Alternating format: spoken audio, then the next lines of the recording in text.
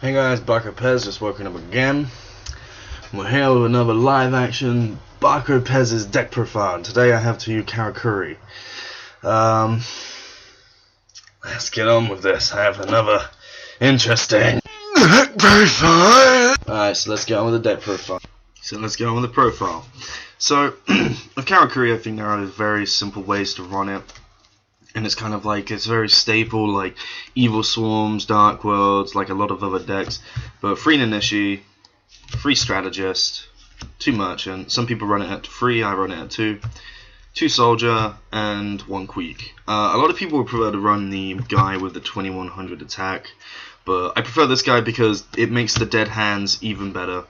If you don't really draw much, you set this guy, you search out for another dude, and then you're set for the game. That's happened to me too many times before. And Queek, I never really used his effect properly until yesterday at my locals. And, you know, I actually came first place at the locals with this deck, so it was pretty awesome. We got the 3 Psychic Commander, 3 Solar Windjammer, and the 2 Redux. Redux is pretty much a monster reborn. We don't really want to use him for its summoning effect, but we use him only to summon karakuri monsters from our grave because it's amazing. So 3 instant fusion, 3 desynchro, 3 emergency teleports. That's why we have the Psychic Commanders in there. 1 karakuri Anatomy, 1 karakuri Cash, 3 Mystical Space Typhoon, and for the personal techs, or at least I like to think of these as techs because not a lot of people are going to run them. Limiter Removal and Iron Call. I know a lot of people are running Iron Call in this, but I chose to run it at 1 purely because of the factor of I don't like opening too many of them. When I was testing it at 3, I opened like 2 of them, and then when I was testing it at 2, they just came into my hand when I didn't need them, and I'd preferred a different draw like a desynchro or an instant fusion. So, you know, that's the spells. And then for the traps, there are not really a lot of traps. You've got the 1 Solemn Warning, because Solemn Warning is just good. It's just so if our opponent is going to summon something, we can at least stop it. And finally, 3 Roll Decree, because we really do not like... Oh, my Skype shit's going off. We really don't like back row for this deck. Back row is not a good idea. But this saved my ass in my locals, because in the final round I was going up against Infernities. Not the Exceed version, the Synchro version, because the guy likes the Synchro version better. And I opened this pretty much every game. I 2-0'd, but you know, opening a Raw Decree against Infernities is just stupid. Now onto the extra deck. We have 3 Burrito, 3 Beret, 1 Black Rose, I've never summoned it. 1 Naturia Landois, I've never summoned it. 1 Naturia Beast, I always summoned it. 1 Element of Justice Catasta. I summoned this against the Light Swarm player, but it was a stupid ass move because he just got around it the next turn. I was just like, great. I also summoned this against a Mermail player as well. Didn't really do much because they just had heavy infantry and shit like that, so this isn't as good as it used to be. It's really not. The only reason I really use this is just to sink into a Burrito. But then we got the Stardust Dragon. Stardust Dragon is pretty damn important in this deck. Only because if we don't get our Naturia Beast out, or if we can't get the Naturia Beast out and we have a desynchro, we just desynchro our Beret or Burrito and just sink into this. Scrap Dragon. I want to swap this out for a... hold on. There we go.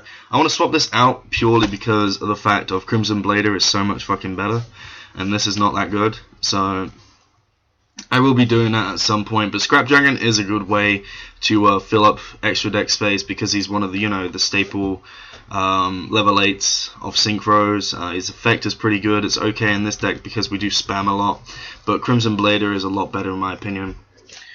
Then we have Draco Sack, just 2 Berets and 1 Beret and a Redux. It's Draco Sack.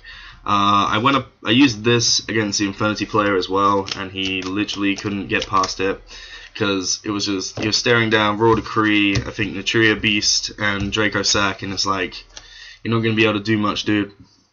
But either way. I think he did get past the Draco sack, but it's just the fact if I had everything else out. So, and finally we have the Cybersaurus, 2 of them for the instant fusions, and you may wonder why you're running only 2 Cybersaurus when you've got 3 instant fusion. The reason is consistency. You want to open desynchros, you want to open your instant fusions. It doesn't necessarily mean you're going to use all 3, but you know, you really want to open an instant fusion and you really want to open a desynchro, because that is what sets the loop off.